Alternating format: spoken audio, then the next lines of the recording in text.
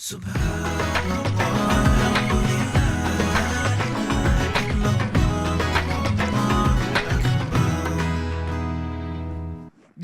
oh jamaah.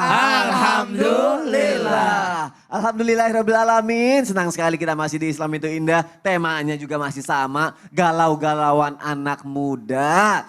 Karena temanya galau, aku juga galau. Aduh, bingung. Bingung karena aku memikirkan kita lagi bahas mengenai galau. Aku jadi kepikiran nih, Nabi ini pernah galau apa enggak gitu ya. Kalau misalnya galau tuh kayak mikirin apa gitu ya. Kira apa kira-kira? Nah itu aku gak tahu. Pernah gak sih aku jadi galau mikirinnya. Mohon Baik. penjelasannya dong Ustadz Syam. Bismillahirrahmanirrahim. Tabi guru Ustaz Zanada, Ustaz Maulana, Mas Soni, serta guru-guru kami yang dimuliakan Allah Subhanahu wa taala berbicara tentang suri tauladan terbaik yaitu baginda Nabi sallallahu alaihi wasallam.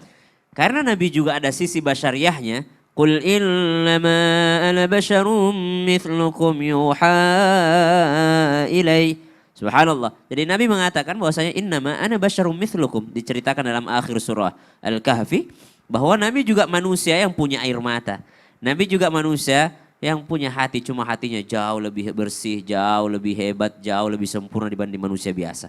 Manusia sempurna yaitu baginda Nabi SAW. Namun kalau ditanyakan, Nabi pernah galau enggak sih?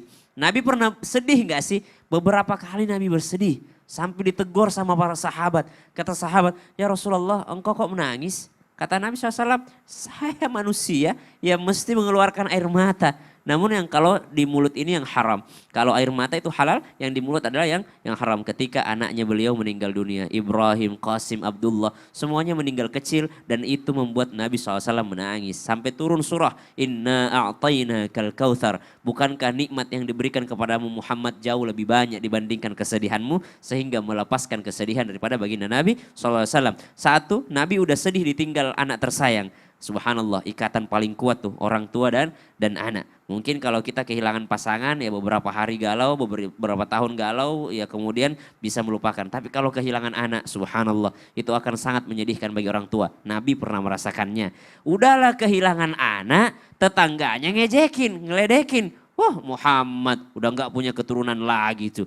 Ya, Batara Muhammad, Batara Muhammad. Maka bersedih Rasulullah SAW. Lalu maka turunlah ayat. Inna syani'aka huwal abtar. Bukan engkau Muhammad yang terputus. Justru tetanggamu yang mengejekmu tadi, menghinamu tadi, dialah yang terputus. Nah itu sedihnya Rasulullah SAW. Yang ketiga, Nabi pernah bersedih itu sampai galau banget. Itu ketika ternyata karena wahyu tidak turun-turun.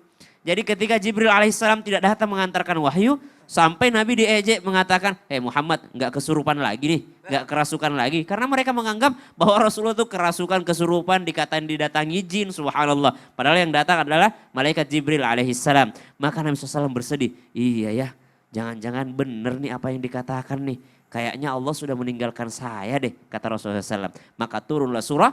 Wadduha wal-layli idha saja ma wadda'aka rabbuka wa ma qala. Muhammad jangan bersedih. Ma wadda'aka rabbuka wa ma qala. Tuhanmu tidak pernah meninggalkanmu. Maka galaunya Rasulullah kalau merasa bahwasanya dirinya ditinggalkan oleh Allah Subhanahu wa taala. Padahal Allah tidak pernah meninggalkan kita. Jadi Nabi SAW juga itu manusiawinya ada, air matanya ada. Namun justru berbeda dengan manusia seperti kita. Namun menjadi pelajaran, orang boleh bersedih, boleh menangis, tapi yang tidak boleh adalah menyalahkan takdir Allah. Wallahu taala. Masya Allah, boleh bersedih, boleh menangis, yang tidak boleh menyalahkan takdir Allah. Betul sekali. Terima kasih Ustadz Syam. Sama-sama.